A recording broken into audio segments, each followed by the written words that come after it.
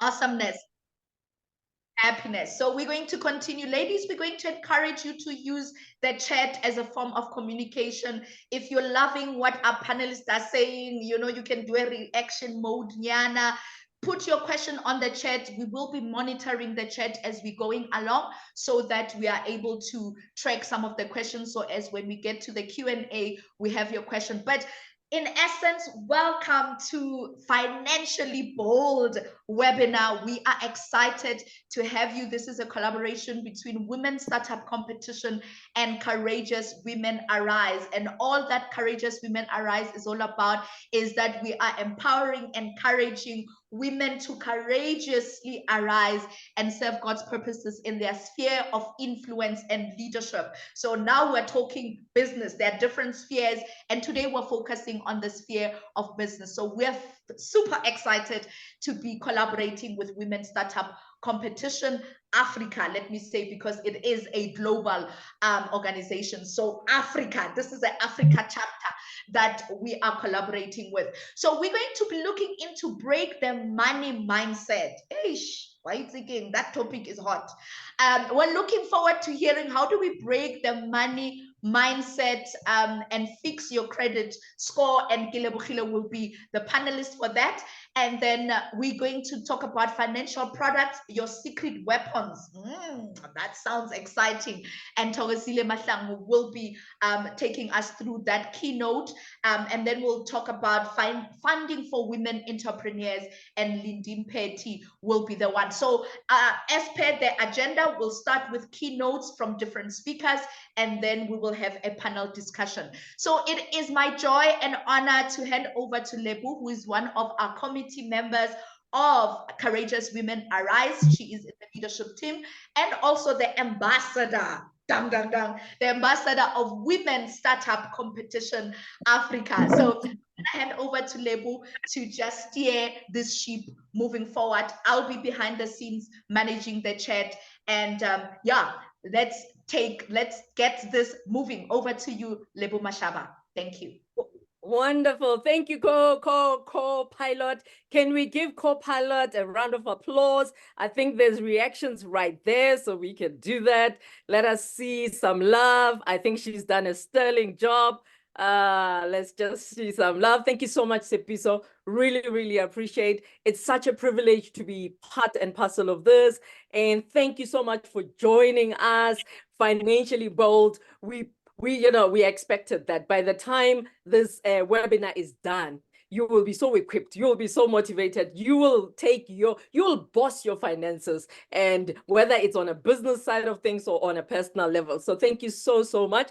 I don't want to waste a lot of your time. We've already done the agenda. You know that we're trying to unlock financial freedom for women in business. And we've got a absolutely stellar panelist. We're going to have more discussion, but I want to take the time right now to go for it. Please, the session is recorded, so just make sure that you can obviously share it with your friends and colleagues later on. At the same time, we really, really appreciate if you can do any reactions, any comments, as our panelists are going to speak. So basically, it's going to be some keynotes, about 10 minutes or so, or 10, 15 minutes, but I think 10 minutes max. Every keynote speaker will speak, and then from there, after that, then we'll have a discussion, and then we'll open for Q&A and all that. Without wasting time, before I even introduce our next panelist, I want our panelists, each one of you, after introducing you, you need to say one fun fact about yourself that nobody really generally will know. And be warned, this is recorded, so we don't want something that's going to take you out of business. But one fun fact. Right now, I want to introduce you to our first speaker for the day, Kelebogile Mooketsi. She is an African award-winning author, behavior finance therapist, credit repair coach, finance, debt, and credit keynote speaker. She is an author. She is just on fire. So, ladies and gentlemen, I want to take the time to say, let's put our hands together. Ooh, did I say gentlemen? Maybe is the gentleman here? No, I think it's ladies. If there is a gentleman, I welcome you. I'm not sure. Sorry. So let's put our hands together and put together and welcome Kelebogile. Kelebogile, thank you so much. And please start with my first question, and then we'll take it from there while I share your slides. Oh, my word. It's a very good morning. Thank you, everyone that is here and everybody that put together this wonderful presentation and event. Wow.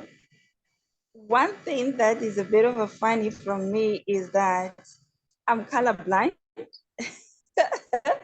My family knows it. I have a 3-year little one, and everybody tells them never trust me with colors. And he's at the stage where he's learning colors. So I don't know how to deal with that issue when he starts, experiencing with colors. So that. Okay, I see the slide is up. Thank you so much. Without wasting much of the time, because we don't have much time on this, I'm going to do 2 topics today, and I will start with the financial consciousness, whereby you can just scroll. Level. Are you good? I'm good, thank you, sir. Okay, all right. I actually would like to request a permission that you allow me to say it like it is. The reason I'm saying this is because I've been in debt in myself. I know what it means to lose cars and house possessions and having nothing for yourself in terms of making a living. So there's no room to sugarcoat anything about finances in my world and in my experience. 15 years experience in this industry. So do you give me permission to say it like it is? Let me see by show of hands. In terms of how I'm going to unfold this, as a founder of Good Life Money Mastery, our philosophy is very simple and straightforward. We are focusing on primary financial mastery, and that is more like your software of your finances. This is more of your why of your finances, your mindset shift. Are you purposeful with your finances, your behavioral finances, your financial actions, and how whether are you implementing anything that is sustainable to make sure that you are boss of your finances. And this is how we would do that through behavioral finances therapy or coaching sessions. And the second financial mastery that I would highlight on this presentation regarding credit repair is part and parcel of our secondary financial mastery, which is more like a hardware. Is this the how and the what of your finances, tangible stuff like how am I going to fix my credit? How do I get out of debt? How do I prescribe all debts? These are all the services that we would provide in terms of secondary financial mastery. So the first session, which is financial consciousness, is all about the primary financial mastery. You can change label. So what am I talking about when I refer to financial consciousness? I believe as a behavioral finance specialist that those who are able to identify, diagnose, and close holes in their money bucket, it is easier for their money bucket to fill up to satisfy their life and financial goals. Money bucket, what do I refer here? I'm talking about an imaginary money bucket in reference to this book. We work every day, we hustle every day to make money, meaning we put money in this imaginary money bucket. But little do we know that this money bucket could be having holes, and these are the holes that will make your finances not to prosper, find yourself indebted or blacklisted, or you just ask yourself after 10 or 20 years, what have I done with the money that I ever earned? So I'm going to use the formula for the book series, which is one, you need to identify your money bucket hole, the holes in your money bucket.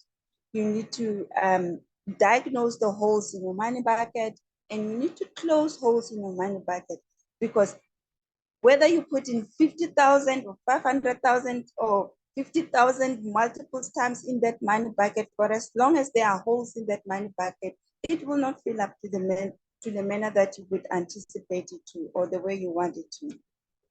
So I'm going to use that formula to take you through the financial consciousness engineering.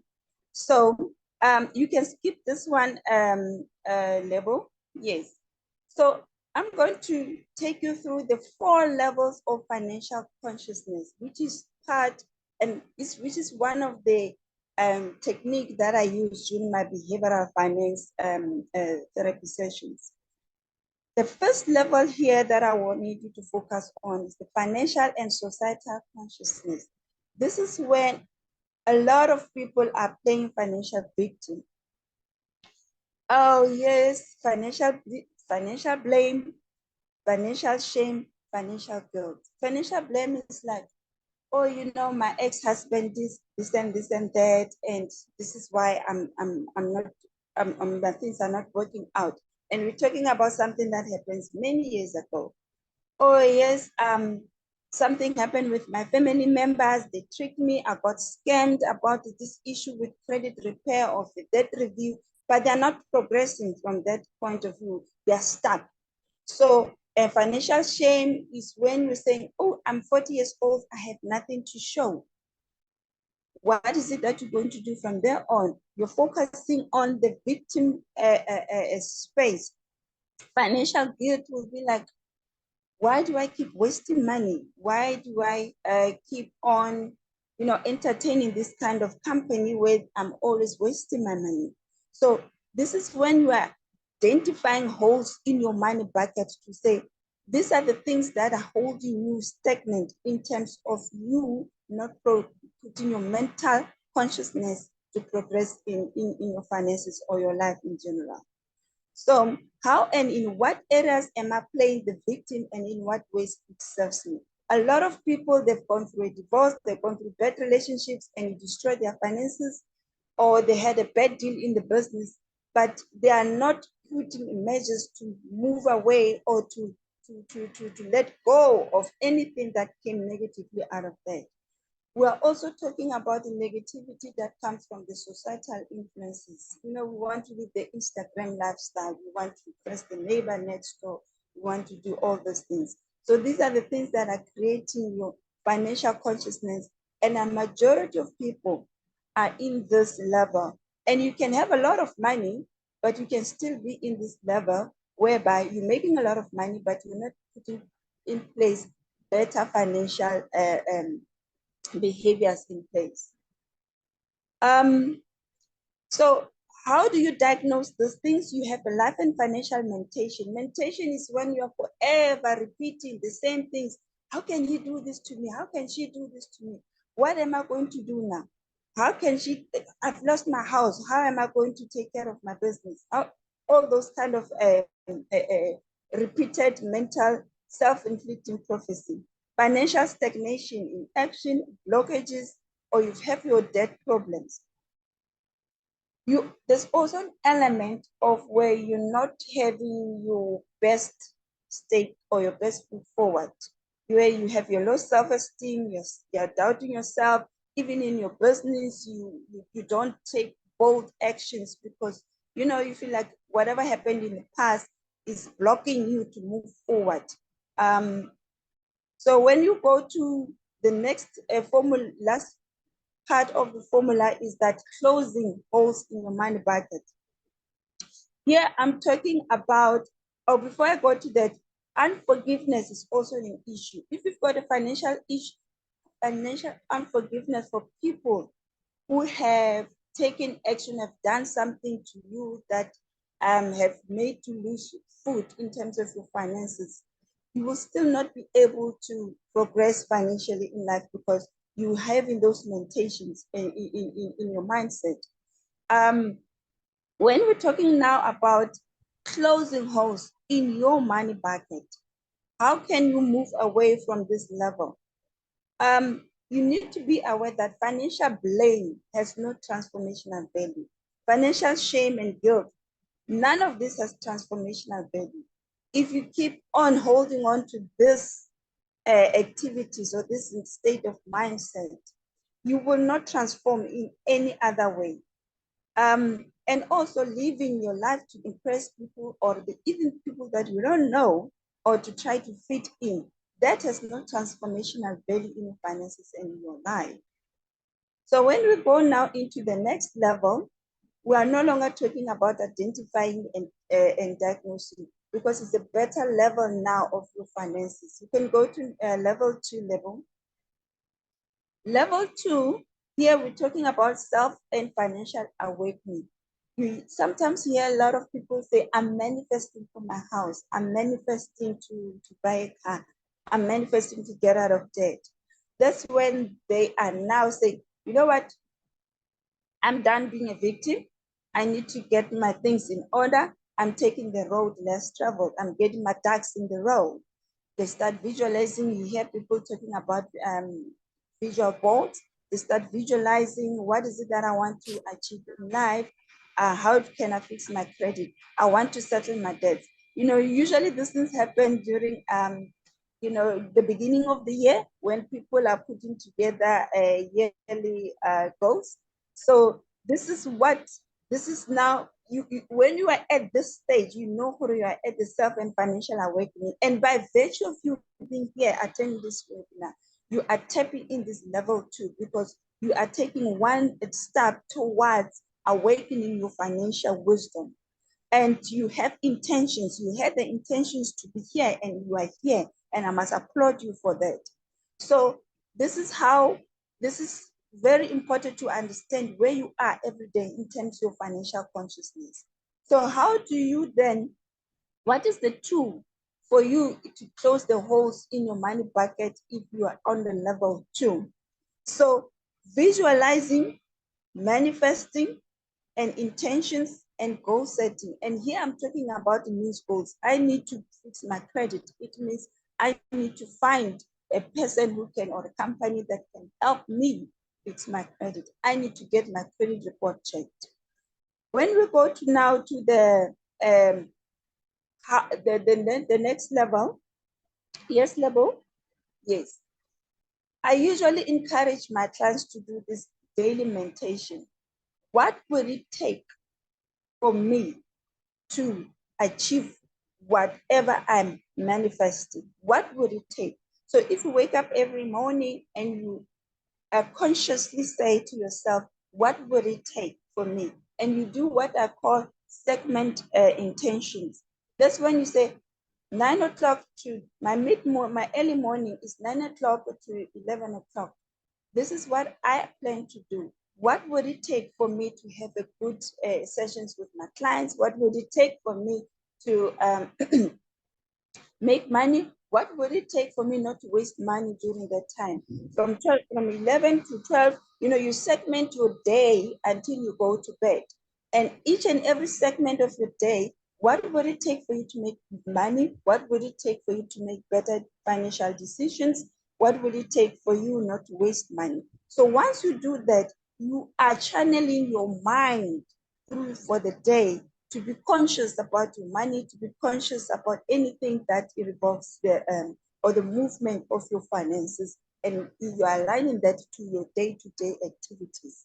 So when you're doing that, you are no longer giving your mind a room to talking about your victimhood, which is level 1. Level 3, we are talking about now self and financial recoding. This is all about through me. How do you view or put actions your finances? It's all about you. You are tapping into your inner self. You are no longer focusing on the external forces influencing your day-to-day decisions. It is you influencing the external forces. You are listening to your inner self. You are listening to your intuition. Now you are no longer focusing on the end goals. I mean, the means goals. You are focusing on the end goals. The difference here will be, I want a bigger house. The end goals will be the joy of having a space with my family in a bigger house. the joy of being in a nicer suburb where there is lesser crime. That is the end goal. So you're putting emotions, you're putting all your senses around that goal. It's not so much about the technicality of getting there. So it's no longer now about visualizing where you've got a board on your wall. It's about the mental visualization where you're meditating on your visions and your goals. It's no longer about intentions, about actionable and inspired, because it's coming out of you. It's about your joy, it's about your passion, it's about your plans. It's no longer about aligning yourself to what success is or is determined or is perceived according to the world. It's about your own success, your pace, you're rocking your own boat your way. You're no longer confirming to try and live your Instagram look kind of a life or impressing you're rocking your own boat. And there's a sense of willingness because your power within your intuition, you're listening to yourself, you're calming yourself and say, wait a minute, let me not rush into these things. Let me do these things this way so that I don't fall trap of always trying to impress these people or trying to buy these things to make myself look like I got it all together when I'm not. So this is how you now, you're recording yourself. But I want to warn you though, sometimes when you are at this level, there's what I call level. Yes, you can go to the next level. Sometimes it's what I call the Kensho moment. You know, when we grow in life, we grow through different activities.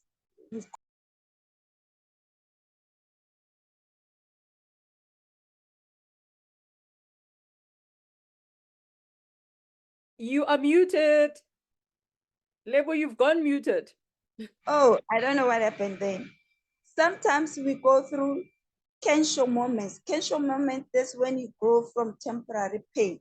You know, sometimes when you are about to have a financial breakthrough or a life breakthrough, and then there's so many things that are happening around you that are just distracting you, and you don't know what is happening. And that's where most people give up in life.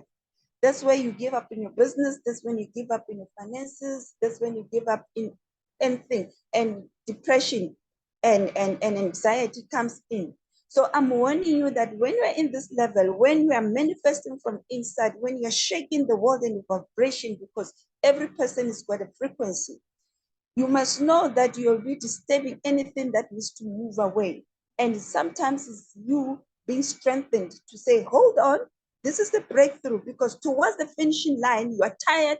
There's so much that you need to have that last moment to break through. So when I talk about Kensho moment, you need to be aware that when you are in that level, hold on, don't give up. That is when you are in the moment. That is when you are in a moment. Yes, Lebo. So when you are truly at peace and in touch with yourself, nothing anyone says or does bothers you. And no negativity can touch you. So even when you find yourself right now, probably your business is not going well, your finances are not going well, you are blacklisted, debt collectors are harassing you, but you know you've got this plan that you need to do, you feel like you are in a breakthrough of something, just keep it in the moment and don't give up. So when you go to the next level of your financial consciousness, can you go back to the other slide? Yes. This is how I would encourage you to do as a tool when you are recording yourself. You should, I would, as part of meditation, you should say, I, Kelebogile Mooketsi, am worthy of having great things in life. She, Kelebogile Mooketsi, is worthy of having great things in life. You, Kelebogile Mooketsi, are worthy of having great things in life. This is how you are financially, consciously meditating about your finances so that you don't lose track. If you are saying, I need to have take insurance for a life cover for my family, don't lose track, because you deserve great things in life. And great things in life is that your family should also be taken care of. If you need to take car insurance for your vehicle, don't delay, because once you meditate on these things, you are consciously going to start seeing yourself taking progressive steps towards towards achieving those great things in your life financially. Yes, level. So the next and the final level of financial consciousness, which is for the behavioral shift, is self and financial limitless. Here you are operating from a sense of abundance as me. You are so in tune with your intuition or your inner being or your higher level, where you are saying, I'm guided on how to use my finances. I need to listen to. It's no longer about I want to buy this car, but now what car, when do I need to buy this car? Which car must I buy? What amount can I afford? But you are guided from within. You listen to intuition. Sometimes you find that if you listen to intuition, you might avoid buying a stolen car. You might avoid buying a car you may not afford in the next 2 or 3 years. Your intuition will say, no, wait, don't buy this car for now. Or don't buy this house now. This house has an issue, this and this and this and that. You need to pay attention, but you say, oh, but it's at a nice place, you know, the suburbs and everything. My friends will be envy with me when I buy a house in this area. So you need to listen to intuition to guide you. Now there's a difference between visualizing and visioning. Visioning is when everything is really coming out of you and your higher senses. You are aligning your finances to be to what you love. You do what you love. You spend your finances in what you love and what you are passionate about, not what is perceived to be the right thing for you to buy or to have at a certain age in time. And you are exercising what I'm calling gratefulness. Gratefulness is not only about saying, I'm grateful I'm alive, I've got a car, I've got a family, I go to bed with, my family goes to bed with not hungry. I'm encouraging you to be grateful for the things that you are envisioning already. So if you are saying, I need to have, you are motivated or inspired to achieve a certain financial goal, you need to be grateful for it right now. Because when you are grateful for it right now, not only are you putting a faith that you would that you would achieve it at a certain time in the future, but you are also consciously meditating in mind that whatever that you do, because you are already believing in and accepting it now, whatever that you do every day is channeling you towards that that goals. So what I do every day in the morning, which I would encourage you to do, is to say, how do I receive, how do I give to the universe today? What do I serve the universe today? How do I receive from the universe today? What do I receive from the universe today? When you are consciously saying that as part of your meditation in the morning, not only are you viewing your finances as an intangible things, but you're also aligning it to all things that is you. That is why this level is as me. Because when you're also serving, you're also giving yourself an opportunity to receive. So a lot of people would say, I'm wasting money on this and this and that, but they're not paying themselves first by using whatever the resources and the blessings that they have towards what can bring forth the abundance in them. And when you start operating in abundance and gratefulness, you'll understand that abundance is limitless. You take away abundance, it does not take away anything. So is this the 5 minutes for the first session or the second session? Including the second. Okay, right. But you can continue. Okay, I think I'm done with the first session. So now I'm going to talk about the secondary financial mastery. we're talking about credit repair. But before I go there, I just want to wrap up I just want to share my personal story about what I shared with the 4 levels. There was a time in my life, a couple of years ago, where my life was just a mess, and the business started picking up, and I wanted to buy a nice car, just to say, I thought to myself, I'm paying myself. And I listened to myself, and I exercised the level 3 and 4.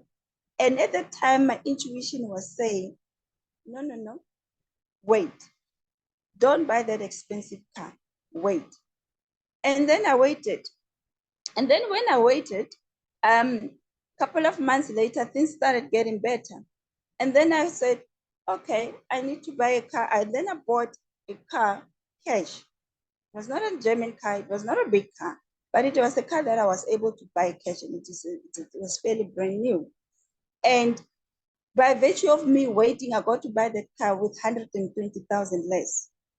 So come COVID, couple of years, 2 years down the line, COVID comes in, all my finances, my business, like everybody, just gotten shaken off.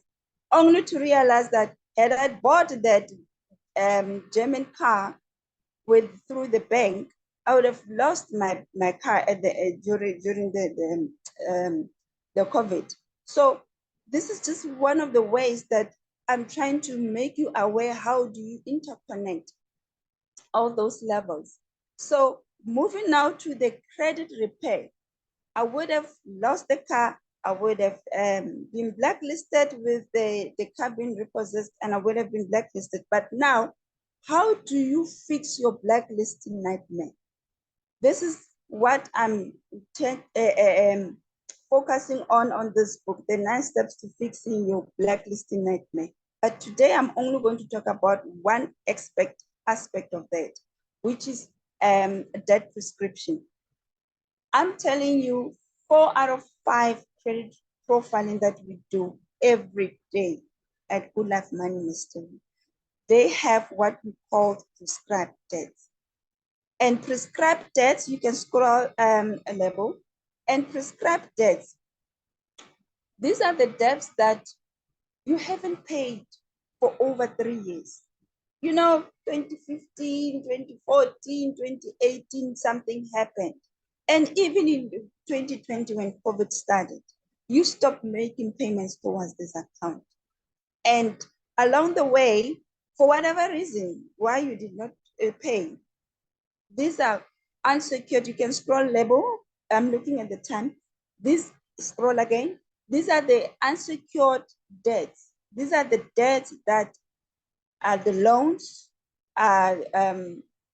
credit cards, furniture accounts, your store and your clothing accounts. You can scroll level, your clothing accounts. These are the accounts that you haven't paid for the past 3 years. You have not spoken to anyone in the past 3 years, like a debt collector, even though they are handed over. And these are the accounts you have not received summons in the past 3 years. And if you happen to be under debt review, there is no court order that was issued during your debt review. So these are the accounts that are already in, and most of them, actually millions of them, are blacklisted. So your loans, your credit cards, your clothing, your shortfall from repossessed cars. This is one of my favorite, where your car was repossessed over 3 years ago, and there's a 300,000 to 200,000 of shortfall left. If it qualifies according to those criteria that I mentioned in the previous slides, we are able to write off that amount. So including your card tracking and cell phone contracts. But the issue here, the problem here, is that the debt collection organizations or industry, they are abusing this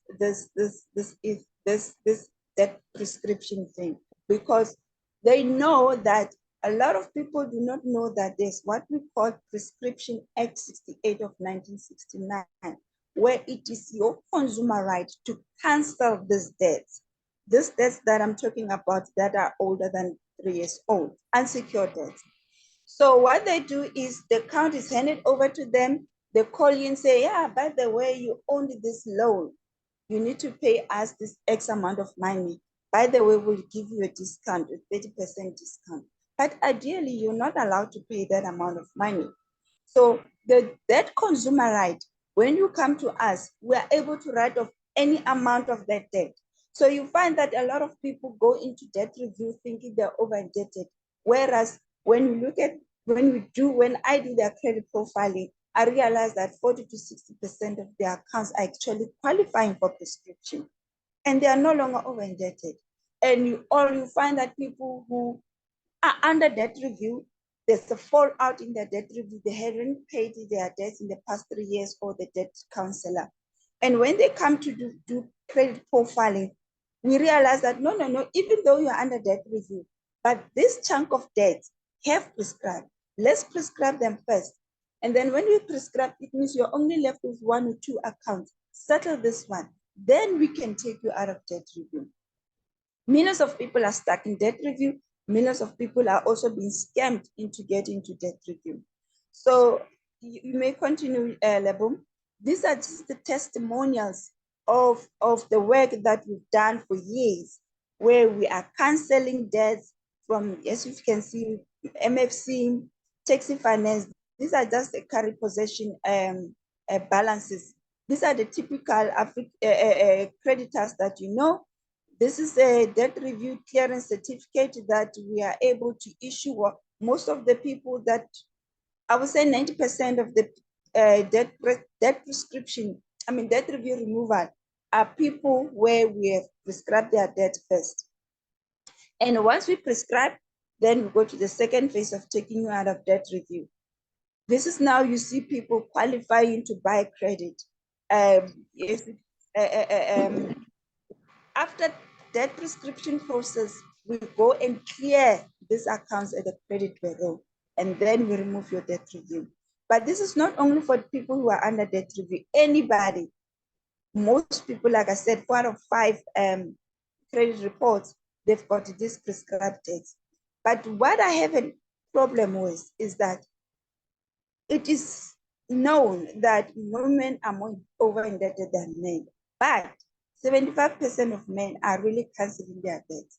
And women, we are not. And I don't understand why. When I go and do my campaigns on radios, on doing podcasts with David Mashaba on YouTube, when I'm on Thokozile FM, Radio 2000, or Mosweding FM, whatever platform, women, only 88% of women do respond to our campaigns.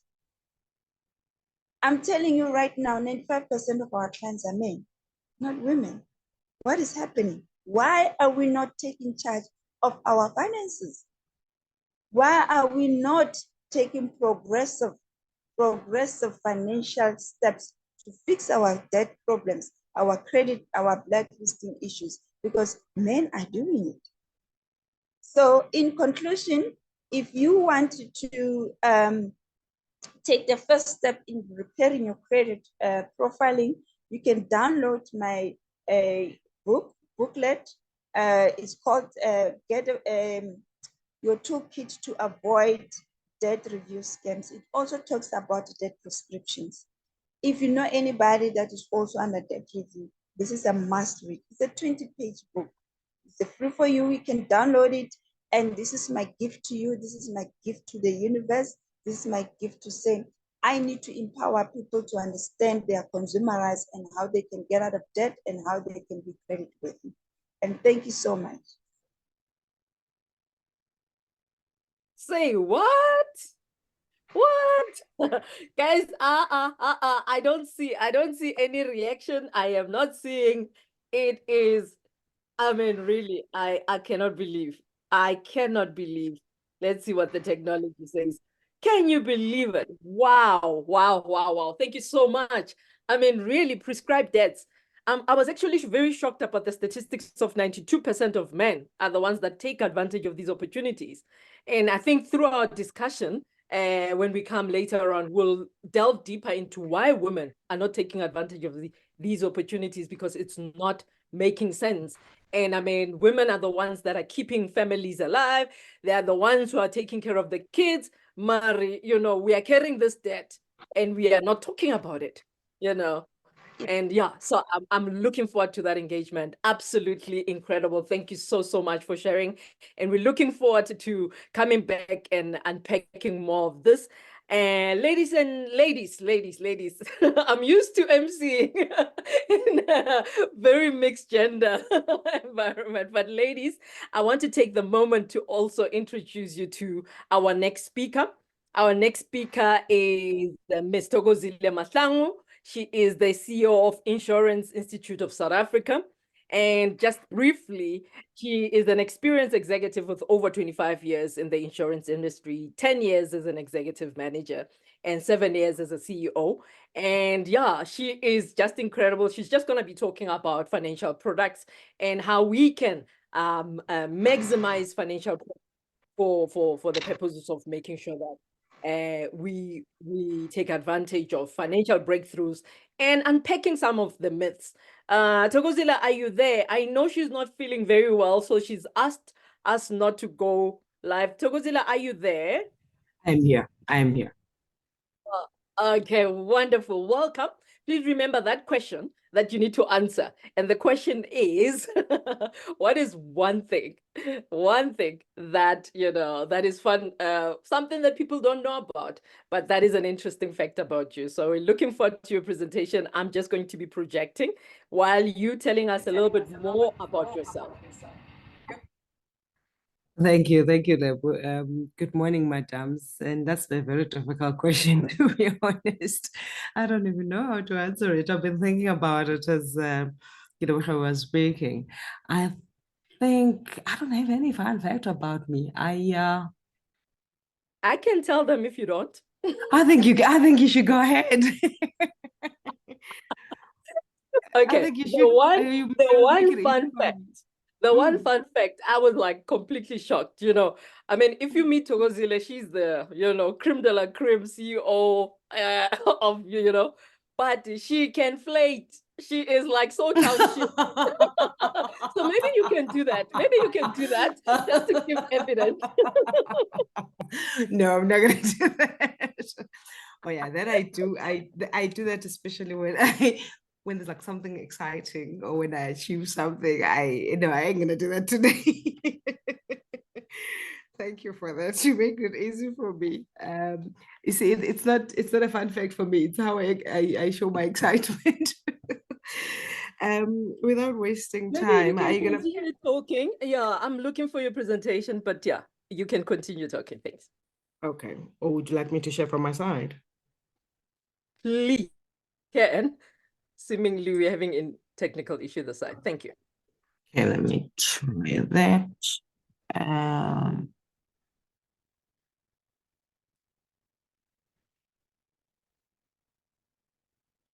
I don't know if it's projecting. Yes, it is. I think it's PowerPoint. But I am not able to put it on slideshow for some reason. Is it at the bottom? The bottom. Let's see slideshow. There we go. Let's see. Yeah, there. There we go. Okay. Good morning once more, madams. May I kick off by saying that I am not a financial advisor. I'm just going to share with you my knowledge and understanding of financial products. So what I'm sharing with you, financial products are basically tools that banks make available to us as individuals or businesses. And those products that they make available are basically risk management tools or opportunities that you could utilize for savings or investments, short-term, long-term, or how you can maximize those products for the benefit of your business or your personal life. But I want to emphasize that I'm not a financial advisor. So there are various types of products. The common ones is savings account. And it's important that one always has a savings account, even if you just put in a little bit. But that savings account grows, and you utilize that as an emergency fund simply when you really need help. I know that there isn't much money available in this day and age with the economic environment as it is, as we're recovering from COVID or just challenges in general. There isn't that extra cash that you have to put aside. But if you really work on your budget and mitigate and minimize some of the expenses, there can always be some 500 to put aside. And you'll be amazed that then becomes practice. It becomes a way of doing life. That 500, you just put it aside. And I think Kelebogile touched on this. It's important to spend time with your budget. And as you analyze each expense item, you'll realize that there are some expenses that we should not be incurring. And that's money that you could then put into a savings account. And then there's, of course, the check account that we all know. I'm not going to touch on that for the sake of time. And I won't touch on the differences between the two. But suffice to say that a check account is basically what we would use on a day-to-day. It's your trading or your transactional account. Savings account is what ideally you want to use to keep money away for rainy days. And then there's credit cards, of course. And the important thing about credit cards is that you need to have a different relationship with it. And that relationship should be, what do I need it for? And utilize it for that particular need and pay back and leave it alone. It should not be something that you start utilizing on a day-to-day or month-by-month. It can get into a habit where you are basically permanently indebted to a credit card, one or two or more. So it's very important that you have that mindset that when you are opening a credit card, if you don't have one, make sure that it's for a particular reason. And it's also a nice and easier way of creating your credit history, helps you manage your cash flow, helps you earn rewards. I mean, some banks now are actually encouraging that you put money into the credit card, and the more you use it, the more rewards they give you. That's an easier way of creating your credit record or improving it to show that you can actually pay it back. And what I always highlight is that not to use it to the maximum. Or if you've already maxed it up, try to have a mindset where every month when you pay it, reduce the limit by however much. If maybe you're able to reduce it by 1,000 every month, by the end of the year, you would have reduced it by 12,000 if it's a big one. So that's a relationship you need to have with credit cards. And then there's personal loans, of course. Personal loans are unsecured loans. Also, you need to ask yourself when you're taking out a personal loan, what do you need it for? And make sure you utilize it for that particular reason. The one thing about personal loans is that they do tend to have much higher rates. So you need to also be mindful between credit card and personal loans when you have that need. Have a conversation with yourself on what do you need it for? And that particular reason, compare the offerings of the two from a repayments perspective, as well as the ultimate amount that you're going to have to pay up at the end. So just have those conversations and compare between the two at that point when you have the need. How do you then address it? And then there's bonds. So a bond is obviously what you would take when you're buying a property, and a bond is a product that you can also maximize by paying a little bit extra. The more you pay, one, yes, your credit score looks good, but you are also reducing the term of the repayment of that bond. Another way of also saving, as you repay, the money somehow gets put aside, and it's money you can access on rainy days as well. So it's another way. If you opt not to have a savings account, you could maybe put in an extra 500 Rand into your bond. And as you do that religiously, it's money you can tap into one of the days when you really need it. And then from an insurance, if I can say non-life perspective, there's also vehicle insurance, and there are different types of motor insurance. There's the comprehensive cover where everything is covered. One big mistake that we make as human beings is not to take the car hire option in the comprehensive cover. It's important that you do that so that when your car does get damaged and maybe it's a write-off, while it is the claim is being sorted, you would be given a courtesy car out of that car hire product. So that's one area as well of mitigating the risk of, if your car is damaged and you don't have insurance, the fixing of it becomes your cost. And that's sometimes it's money you don't have, and vehicles are not necessarily cheap. Repairing a car, no matter how kind, what type, it's not necessarily cheap. And to put it back in the condition that it was prior to the loss requires money upfront. And that could be a bit of a challenge if one thinks about it. And then there is various other non-life covers that you could look into, and that would include things like your household contents, things to think about on what property you have, some valuables that you may own that you may need to have insured. So those are the other things that you need to be mindful of. And then from a life perspective, there are products such as dread disease or severe illness or income protection. So as we get older, I mean, you all know that the body starts doing things. You need to have that protection. If you don't have it, then you may end up with having to suffer those financial losses. These are things that protect you in case those eventualities happen. And then there's, of course, the retirement, and it's one area that many of us don't really look after because we don't think that we'll get old, or we still feel young and hot, and it becomes like a far-fetched, too far thing for a young person to think about it. But it's a reality that we are going to get old at some point, and you don't want to have that dependency on your children or dependency onto government.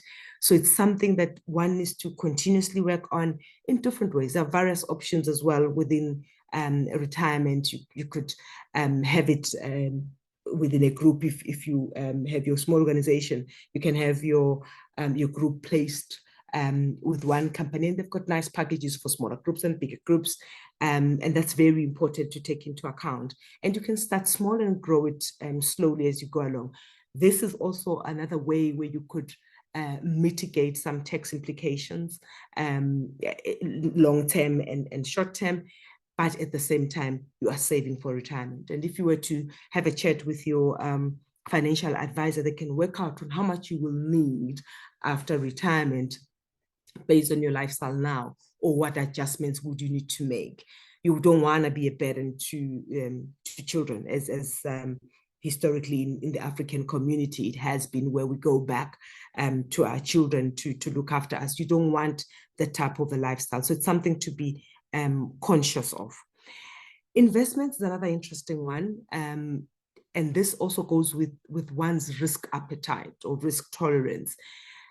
At our age, and I'm assuming that we are all pretty much similar age group, between 40s into 50s, you can still take some risks, meaning you can still invest in some aggressive investments. And that's an easier way of getting the returns, but it also comes at a risky element. You could lose all, or you could make a whole lot of money. So again, you need a financial advisor to guide you on what type of investment to go into. You could have a conservative approach and have some put on more riskier approaches, and checking the different funds that are available and how they produce return. So it's important to also have that mindset. And the investment perspective, you can have a short-term approach, but you can also have a long-term approach. So you could invest for just to have that pool available when you need it, or you can just invest for maybe you need to go overseas. You invest maybe for a year and you're planning a trip away with family. You could take that approach as well. So it just depends on your needs and how you want to work around it. All of this requires big responsibility on an individual's part. It requires one to look into their risk appetite or risk tolerance. It requires one to identify their needs. What are your needs? Because your needs and my needs would obviously never be the same. There is that need to sit down and say, what is it that I want to achieve? As Kelebogile was talking, a reflection and having a vision board and thinking, okay, what do I want to achieve? You need to do the same with your with financial products that you need that will mitigate or prepare you for the future. And then there is one more that I hadn't added on the slide, the revolving credit, which is what banks make available. Also, take into account the interest rates that are charged there compared to what other products are charging. Also, another way of protecting yourself or mitigating the risk. Maybe you have a need now, but you do know that you can pay it off in maybe a shorter period. A revolving credit is another option that you could look into, and banks offer it in different approaches. Some align it to the bond, some have it separately on its own, and they use different terminologies for it. In closing, it's important when you look at financial products to have a holistic approach, to really look at what do I need to plan for short term? What do I need to plan for long term? And understanding all the different financial products that are available. Have a conversation with your financial advisor. Have a frank conversation where you are transparent and putting to the table all your financial needs or status, and they can map out what you would need in which area. And you don't have to take everything that a financial advisor puts to you, but you then have an opportunity to decide and say, okay, right now, I will prioritize this bit, and maybe that's retirement, if I could use that as an example, or I will prioritize maybe taking up a different approach and saving a bit more, or maybe I need life cover. Maybe then you start working towards building that. And you can always start small and grow it as you go along, or you can have a lump sum if you have that, put in a lump sum and then start contributing on a monthly basis. Again, I emphasize it all depends on your risk appetite, the repayment rates, and what it is that you want to achieve in your financial status. I will pause there, Lebu. Thank you. Thank you so much. Really, really appreciate that insightful presentation. And what I'm taking, a big part of it is that do not take everything that your financial advisor puts in front of you, because ultimately they are businessmen. They're trying to make that commission. And sometimes maybe the not ethical ones will just try to shove many products on your direction without necessarily being well informed. So I'm looking forward to engaging you more later on things related to, what are your rights when it comes to, your financial advisors? What are we ignorant of? So I'm looking forward to having that conversation. And I think you can stop sharing so that we can introduce the next speaker. But thank you so much, Thokozile. Really, really appreciate quite an insightful session. Please drop some reactions, some hand claps. And if you have any questions, please put them in the chat. We're going to have a moment when we're doing Q&A so that we can address some of the questions. I'm going to, without wasting more time, I'm going to obviously be introducing you to our next speaker, who specializes in, business funding. She has a background in accounting. Her name is Lindi Kedi, and she's a founder of K54. And she says she's driven by a desire to empower SMMEs and businesses to foster economic growth. And her platform is dedicated to helping small businesses to access markets and funding opportunities within our region. So that is what Lindi is all about. Lindi, are you there and are you ready? Let me just see if I can share your presentation. Lindi? Lindi, are you there? Lindi? Oh, okay. Tepi, is Lindi there? I can't see. It looks like she's frozen. So it's frozen. Yeah. Okay. It's frozen on my side. Maybe she's trying to connect again. Okay. Is it? Okay, maybe in the meantime, while we're waiting for Lindi to just come on board, maybe you can just share some of the comments that you are seeing on the chat, because I've not been paying attention on what's happening on the chat. And just as we're trying to get Lindi to come on board and also trying to share. Yeah, I guess the first question maybe to prepare Kelebogile later on. There was this interesting question, what do I need to be a billionaire? So that is a very one question that was put on the chat there. I guess the others are just more comments, people coming up with comments. in terms of, oh, Tumela's shared an app. I found Easy Equities app for investment very useful. So ladies, there's that tool that you can use that Tumela has shared on the chat. Kelebogile has shared all her link. Please, ladies, download Kelebogile's book. It's on the chat there. It's a booklet that would help you to, you know, I guess it's the process that would help you sort out the debt prescription, I assume, but that will be cleared later on. But that information is on the chat. Please use that information and download it. I can see there's a comment that this needs to be taught at school so that our children have this informative. Okay, she's back. Right, we were just going through the chat comments. Welcome, Lebo, over to you.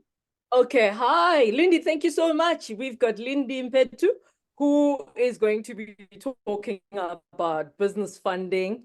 And I don't know, are you going to be sharing? Let me just see.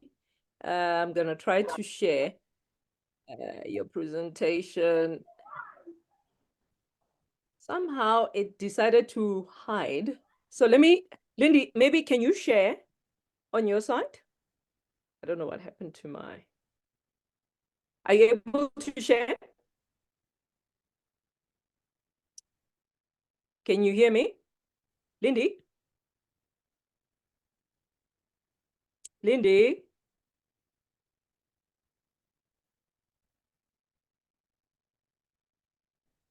Am I still here? You are Lindi? here. She's... Lindi, can you hear us?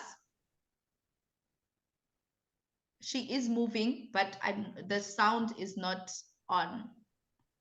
We can't hear you, Lindi. Oh, I see my asking if there's going to be any recording. Yes, absolutely. In fact, Tepi, if you can share the registration form for those who have not signed up, then we'll use those details to share details about the recordings and everything. Lindi, are you ready for us?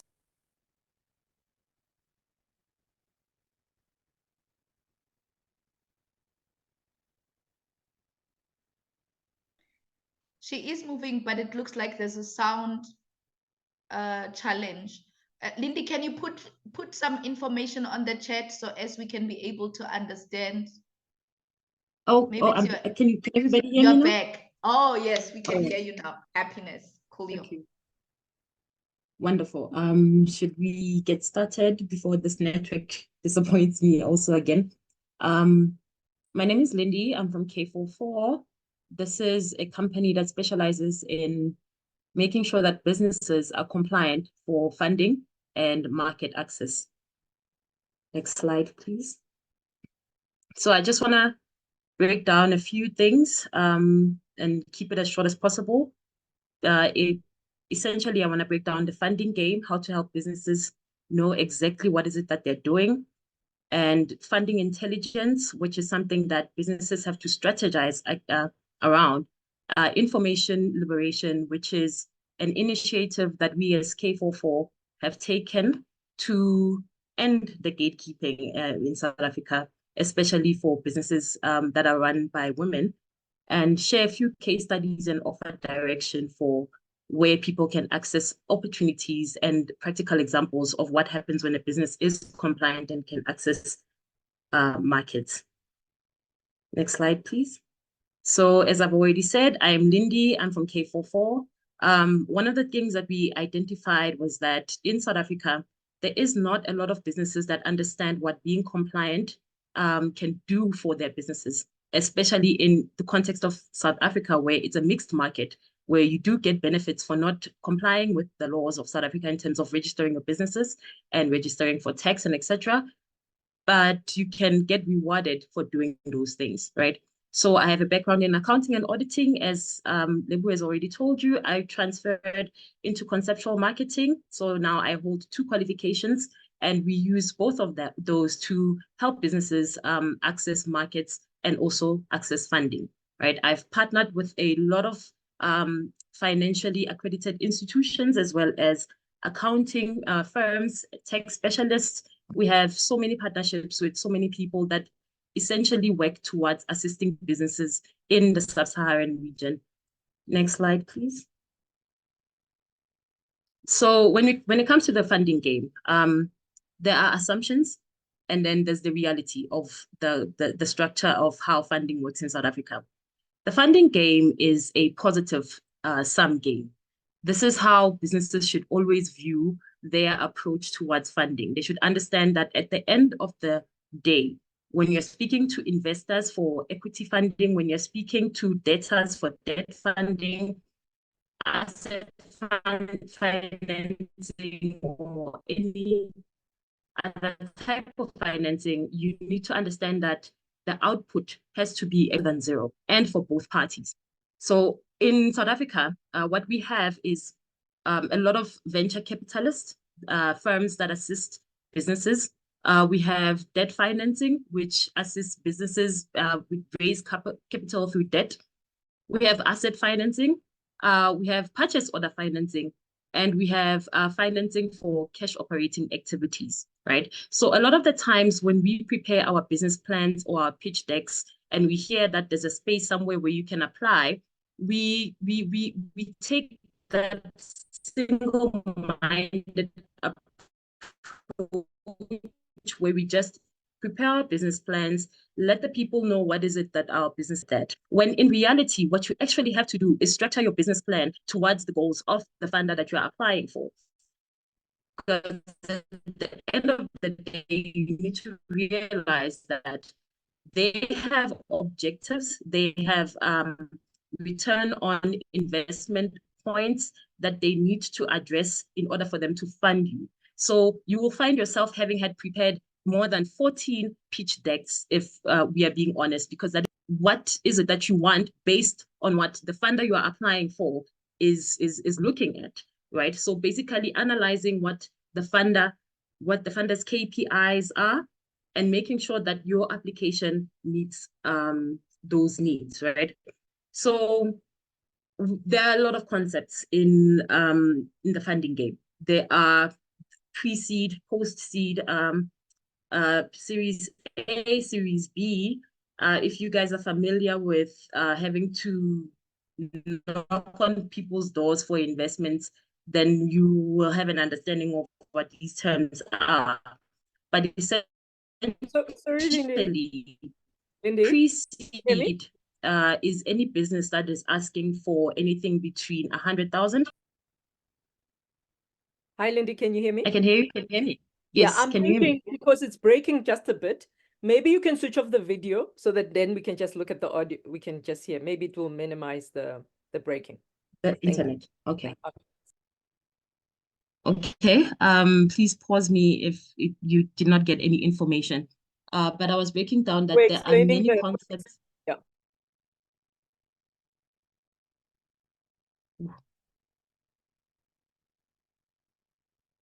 You can continue. Okay.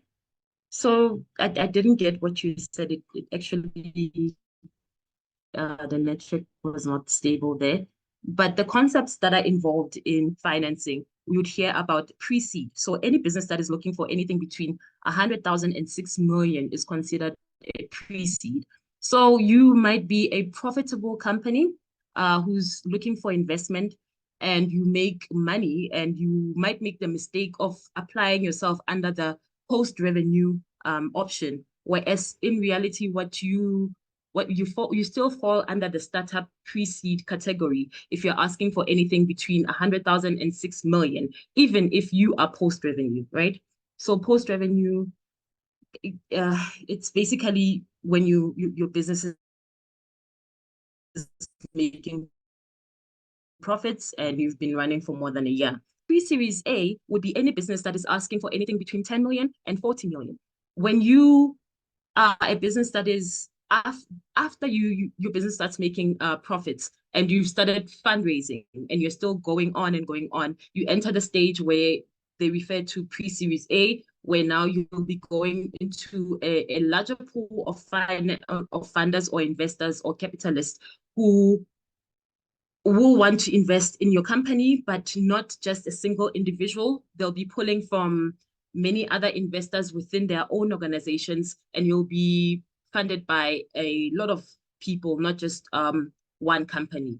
Something that I need also to emphasize is the fact that we make the mistake of assuming that once we've raised capital for the first year of our business and we've accessed those funds and we've bought the equipment, then we are done. It never ends. Raising funds is an ongoing process where at each step of growth in your business, you need to be accessing funds outside of your business in order to expand and to grow. And this is an advisable approach because it, one, speaks to the fact that you do aim to grow your business. And two, you do aim to run a business that is going to be able to be so big that it's going to accommodate a lot of investors, a lot of clients, and grow the economy and etc. So the perception of applying for funds always has to be that of, you know, that you're going to be doing it continuously with your accountant or your financial manager in your business and etc. Right? And the next category of business funding in the funding game is debt. As our Thokozile was already advising us on credit and credit revolvers and etc. There are so many categories of debt financing that are available for South African businesses. And this is a strategy that your business has to understand.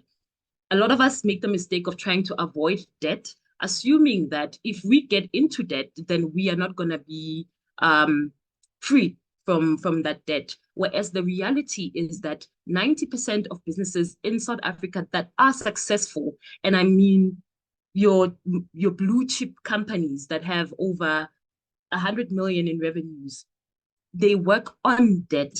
There's always a credit revolver. There's always a debt manager. There's always a cash flow manager within their financing options. And this improves their likelihood of sustaining the business in the long term.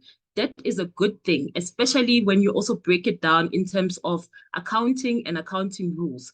A balance sheet that shows that your business is a viable business has both your assets, your liabilities, which are debts, and your equity, which are the finance structures and the capital that you have within your company. So please be very open-minded about debt and know that when you enter the business funding game, this is one of the healthiest ways of accessing funds, and do not fear it, right?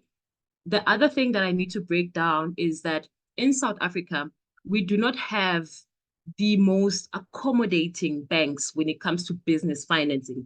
So you need to understand the strategies that companies like K44 and other financing companies will assist you in terms of making sure that you are able as a business to access the debt that you need in order to function and access finances. One of the strategies that we pull from our strategy book is we give shareholders a shareholder loan from the business in order to ensure that their names as directors can then access the pre-seed finances that they need in order to then have at least a foot in the game, right? So that's all I have to say on debt. Next is asset financing. Asset financing is one of the best also approaches when it comes to funding, because it speaks directly to the equipment, the tools, the vehicles, the structures, like tangible asset structures that your business needs to access.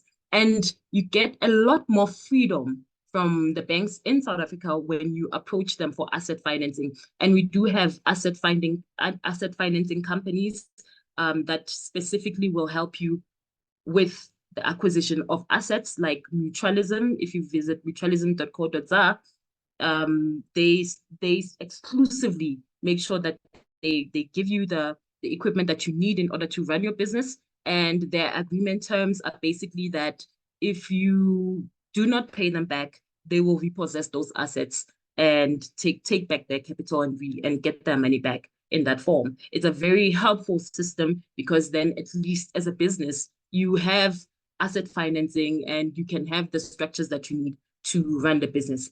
And it's continuous. it never ends as well, because assets depreciate, they need maintenance, they break down, and etc., right? So having a combination of equity financing, debt financing, and asset financing will give you, your business, a good cash flow and secure your ability to run the business. I want to tell you something that I know for a fact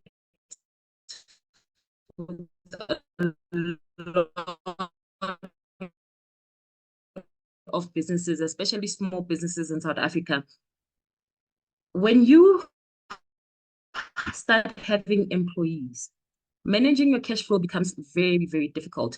And it becomes to make sure that your cash flow management has at least at a minimum, has 6 companies that can assist with cash flow management, with financing, with making sure that you have money to pay your employees at the end of the month, right? This is another reason why a lot of businesses fail. It's not having good cash flow management and not knowing that you have to have rating cash into your business.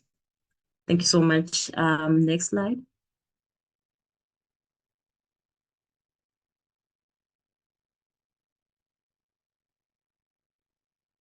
All right, so funding intelligence speaks to a concept that we created that we call the 4 C's, right?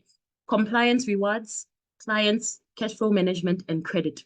With these 4 elements, right? If you operate a business in South Africa, I can guarantee you that you will have a financially stable business, right? Compliance, rewards, these are some of the things that a lot of businesses do not know they have access to when it comes to strategies to financing. Did you know that if you register for VAT as a company, you get to claim back all of the amount that your business has paid in VAT for goods and services and etc. You get to claim back all your VAT input, right? Which in comparison to your VAT output might be way more, right? So one of the things that sorry, Lebu, I don't know what you say. 4 minutes. 4 minutes. Oh, okay. One of the things that businesses need to understand is that if you are compliant, if you register for VAT, if you register for tax, if you have COIDA and all of the necessary documentations and agencies that are available for South Africans in order to run your businesses in compliance with the law, you actually get rewarded. The money that you put out, you are going to get it back in terms of tax. The money that you put out, you are going to get it back in terms of registering for things like SDL and pay as you earn and etc. So compliance has its rewards, and this makes up 19% of a company's cash flow if you're managing your cash flows efficiently, right? Clients are also part of a strategy for raising finances, because your business might not necessarily be able to generate revenues in that specific way that you wanted to generate revenues for. But if you can at least get your foot in the door and get a contract from Pick and Pay, get a contract from any retail store, then you are able to access purchase order funding. They're able to say, hey, look, these guys said that if I provide them with A, B, and C, then they'll be able to you guys can give me funds for that, right? So some things are as simple as having the drive and the push to make sure that you have contracts, clientele in place in order to access specific funds for that, right? And then cash flow management, like I spoke previously, it makes part of 28% of how you access financing. Within the structures of your company, when you have things like travel allowances that you can always claim back as travel incentives from SARS, then that money that you claim back forms part of the cash flow and how you manage your cash flow, right? And then credit, like Thokozile already said, and I also reiterated, we have credit revolvers, right? You don't just have one form of a business loan where it's like, okay, here's the loan, you can, go now and run your business. So you have credit revolvers that are continuously supporting your business. SASFIN has a beautiful and a great credit revolver system that works with that works within a 6-month term, right? And there's so many other private banks like Investec that avail that service to you, Al Barak that avails credit revolvers, and they are wonderful, wonderful. Next slide, please. Information liberation is a drive that we have created, SK44, to end the gatekeeping that exists in South Africa. A lot of the times, it's just an issue of people do not know what funding actually is and what it entails. So one of the things that I've learned from how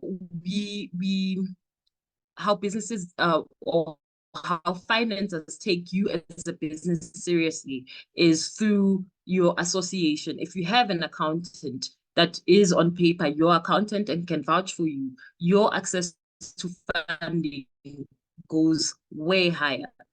If your business has financial statements that are timelessly and assigned The line is so bad. of by a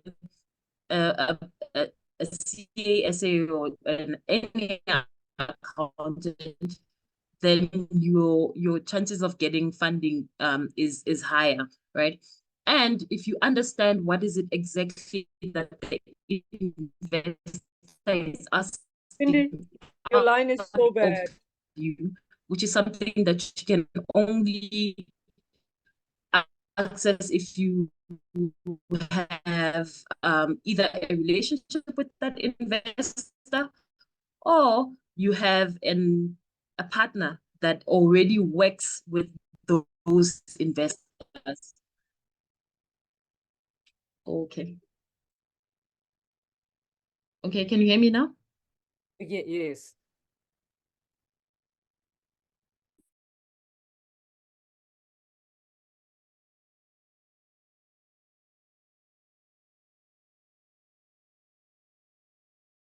Lindi?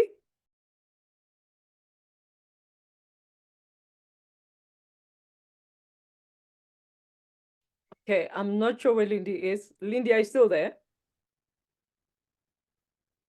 Okay, as we're trying to see if Lindi can come on board, she clearly has a network issue.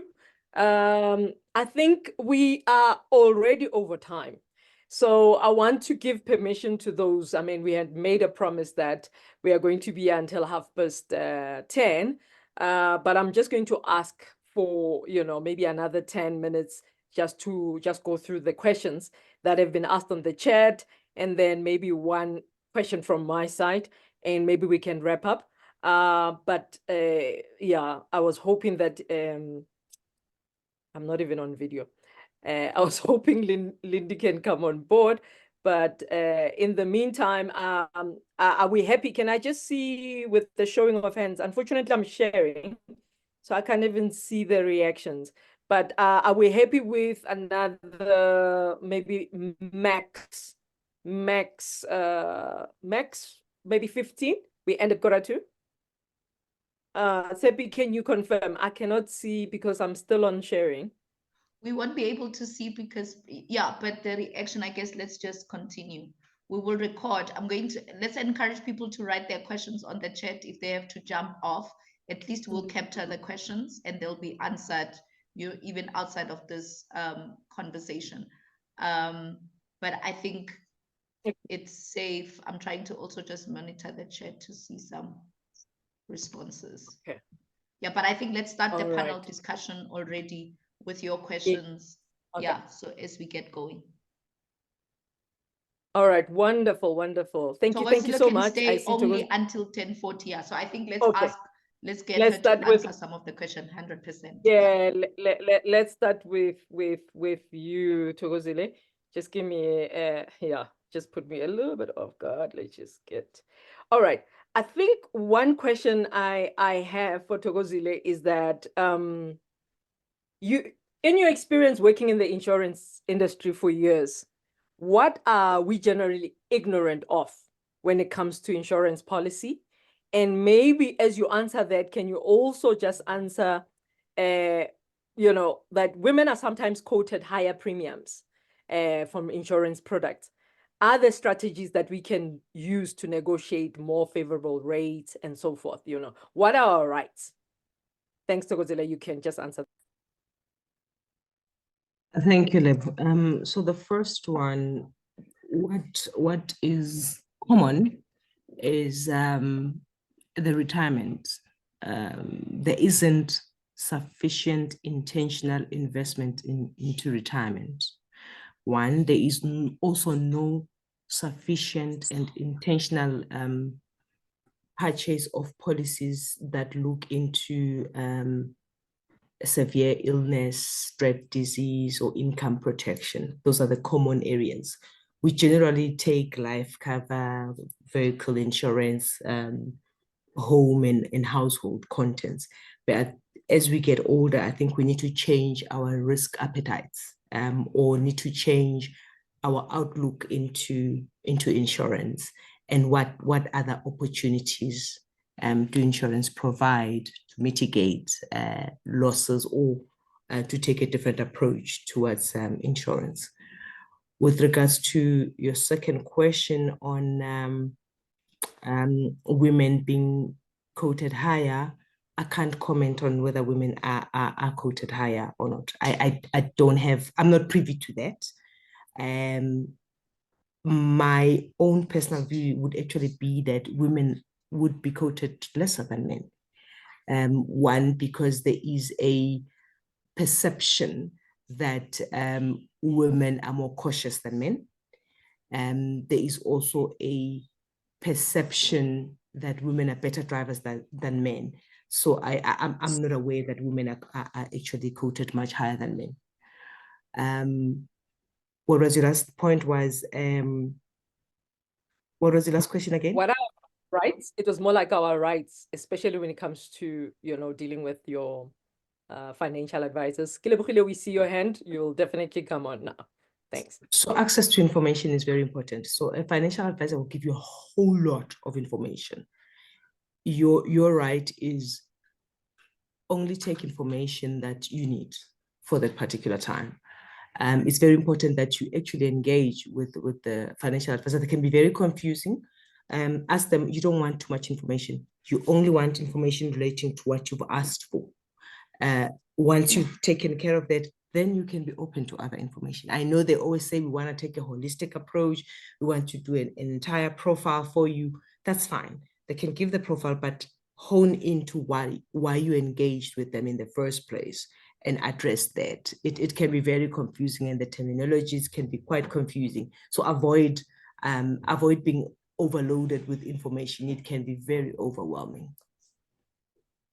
Thank you so much. I think Kelebogile has a question or comment. It might be related to you. Just hang on.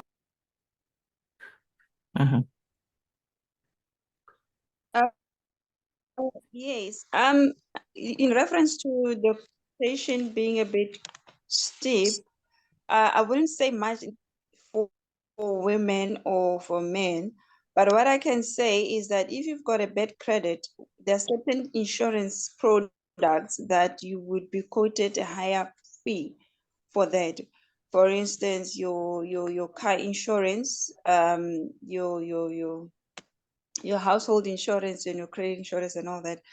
So when you have a high risk credit profile, they won't decline you per se, but your premium would be much higher for a similar benefit with someone having similar attributes as you, but have a better good credit. Wow. So it's one of the things that one of the underlying things that most people are not aware of. I didn't know that. I didn't know that. Yes, you could be paying. If we have the same car, same model, similar features and the likes, your car insurance, and we are the same age, your car insurance will be higher if you've got bad credit, and I don't have bad credit. Sure, that's very insightful. We can even stay in the same complex, driving the same car. you will be more than you will be paying for the car insurance. Okay, let's see if there's any other questions related to the financial products and all that before Thokozile leaves. Tepi, do you have? I just saw some things on the chat. Yeah, I think the question that's important, there's a question, does your organization offer business incubation for startups that are run by women, which I can apply for? Can we probably answer that question? I don't want us to miss it. I think it's for Lindi. If not, that question. Okay, I think I wanted questions related to insurance and stuff because I saw some women insurance thing on the chats. Let's focus on that, and then Lindi, we can attend to her so that if we have to release Thokozile, then we've There were exhausted. more comments on it rather than question. Retirement is underrated. Retired money can work for you, just not enough. Your funeral covers and women. Why? I'm not sure. I'm not sure what that is. Is that a question, Tumela? Is that a comment? Agree, Thokozile. Retirement planning is underrated. Retirement money from work is just not enough. Your funeral covers and I think it's a comment. Why? Okay. Tumela, you can I think unmute yourself maybe, and ask the question. I'm not sure whether it's a question or it's just a comment. Yeah, I think maybe Thokozile can respond to that, and then we can go to the other questions. Yeah. That's it. Yeah, no, I'm not please, following the Thokozile, question. speak about, Yeah, speak sorry. about, I know you don't have much time, but funeral covers, for example, why would you do a funeral cover for a 20-year-old who will probably live for the next 60 years? You know, I find that insurance companies are actually making money out of funeral covers, especially with Black people. Why would, you know, so if you're having a funeral cover, maybe it should be for somebody who is elderly, and most of the time like the result that you get out of funeral cover is like 15,000.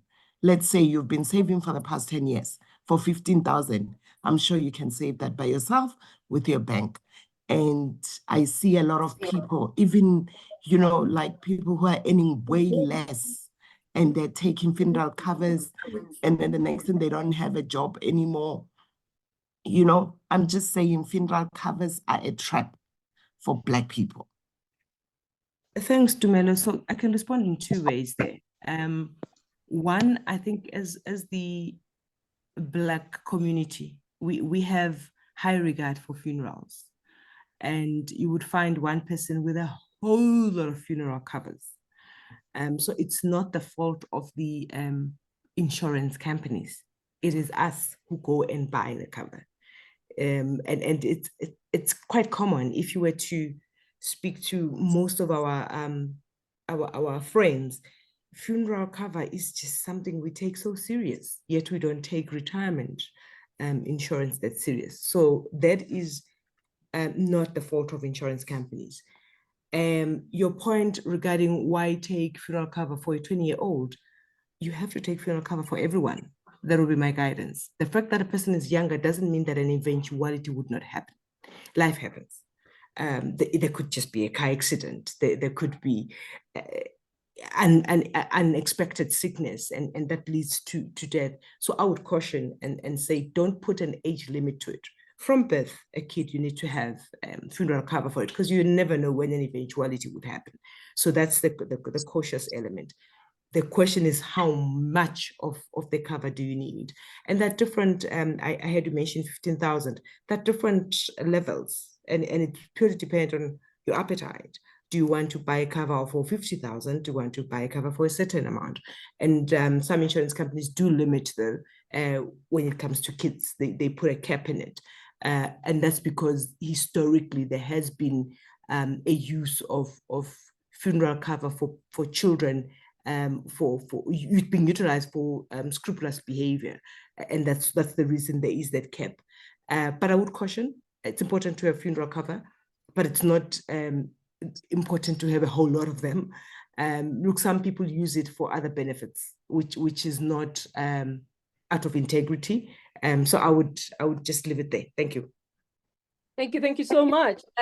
Really appreciate.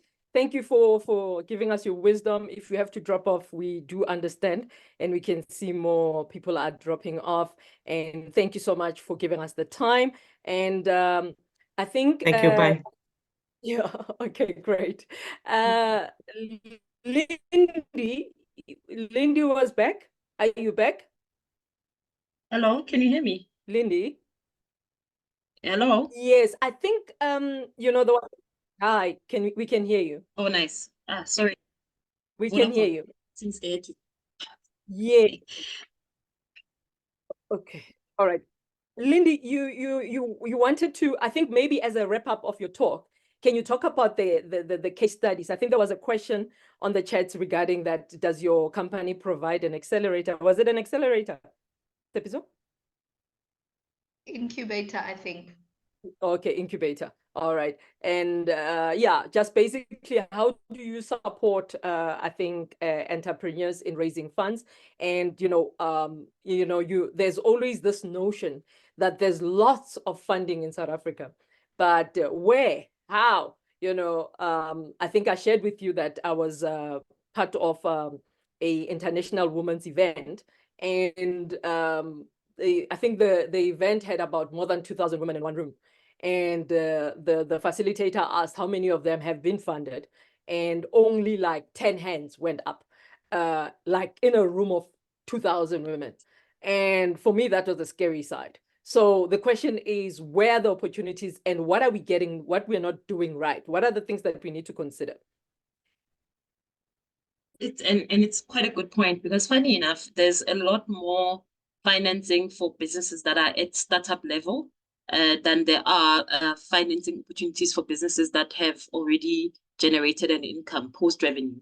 I know that Grindstone has a great accelerator where they do actually partner with so many other venture capitalist firms, and they put your business through a program where you get ready to pitch, and their pitch, most of the people that they've onboarded have over an 80% guarantee of financing. That is, of course, they do take a very limited amount of businesses. I think the most important thing is for a business to make sure that they are in line with what the equity that they're applying for. That's where most of the problems start. So in my company, we do not incubate. We onboard and retain startups up until they get their first financing. And if they want to continue, renew that retainment contract. We have so many success stories and so many other problems. It was easier for us to assist a startup tech company with accessing 4 million for their startup, and they didn't take the deal, of course, because they had to part ways with so much of their shares with the business. And we've had a company that makes over 50 million a year. They were asking for only 10 million. And the funny thing is that they were not given that 10 million. And this, of course, they were using debt financing, but you can imagine that they're an oil and petroleum business. They make so much money, but they'll still get denied because of certain other factors that creditors consider. So I think in terms of making sure that your business is ready to be funded, that's the most important thing. I don't know if that answers you, but yes. No, thank you so much. I think we need to sort of wrap up, but Kelebogile, I think maybe as a wrap up, if you guys can share your contacts and how does everybody reach out to you to extend this conversation further. But maybe you can just unpack the question that we asked in terms of I just want you to encourage us as women in terms of taking advantage of the the prescribed dads, the canceling of dads. It's a scary statistics of 95% of men take up the opportunity, whereas only a handful of women take up the opportunity. So you have a woman group here, and and I think we have different challenges around the issues around being blacklisted, whatnot, or if it's not us, there could be somebody in the room, somebody else that we know. And I think a big component for me, my assumption is that shame is a big part of why women might not be taking. But I would like to hear your thoughts, and maybe as a close up, you can talk about how we can reach you.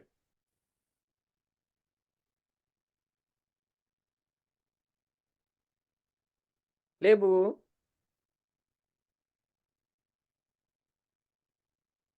What's happening with the technology? No, it's me. I unmuted myself. Sorry. Okay. You know, as part of their manhood, men are typically providers, so they would want to have their finances in order to have that provision being taken care of. But the thing is, us as women, the world and its challenges have forced us also to become providers. And as such, we also need to tap into being boss of our finances. So we're not mentally or consciously tuned in into being that stringent in managing our finances, but yet we are the one who are left mostly burdened financially. I mean, it's no secret that we have more women who are single mothers and the likes. And the other thing is that like you said, shame and everything, those internal and psychological things are the ones that are holding us back, because we are trying so much. Women are trying so much to prove to themselves or to the world that they got this, you know, in Bokoto and this, I got this all going all well and that. Whereas in reality, it's not always the case. So once we tap into being still and understanding your own goals and your life goals, it is much easier to take necessary steps. But the other thing that women tend to do is that we prioritize just about everybody else needs before us. We tend to have that thing. So you find that all your time and your money are going to everybody's needs and nurturing everybody's needs, instead of saying, taking a moment to say, but what about me? How am I paying myself at paying? How do I fix my credit? How do I sort out my credit? How do I take necessary steps? So it's one of those underlying psychological effects that makes us not to be taking care of our debt and credit issues, and it's really worrying. So financial, let's wrap up, my love. Let's wrap up. Let's take it home.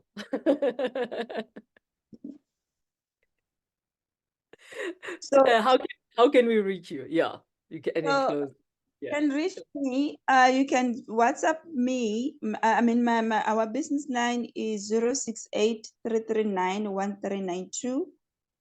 You can get information how to book a one-on-one credit profiling with me, where I look at your credit and look and check whether you qualify for, your accounts qualify for prescription. My website is www.kelebogile.me. Instagram, you can search credit repair coach _Kelebogile.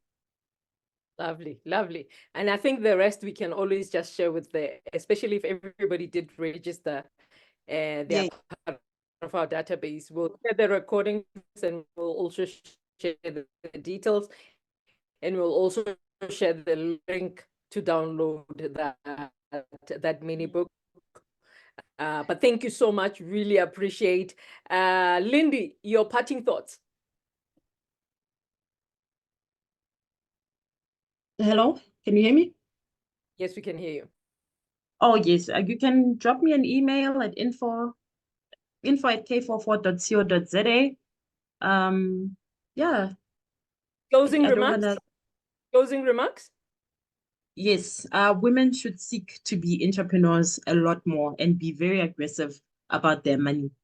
Yes. Lovely, lovely. Thank you so much.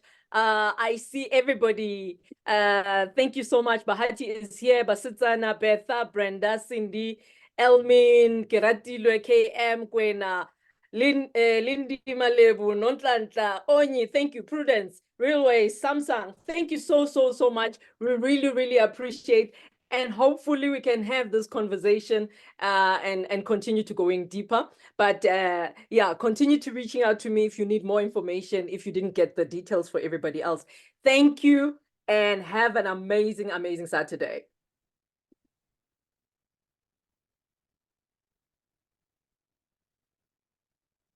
Thanks, Seppi. Thank you.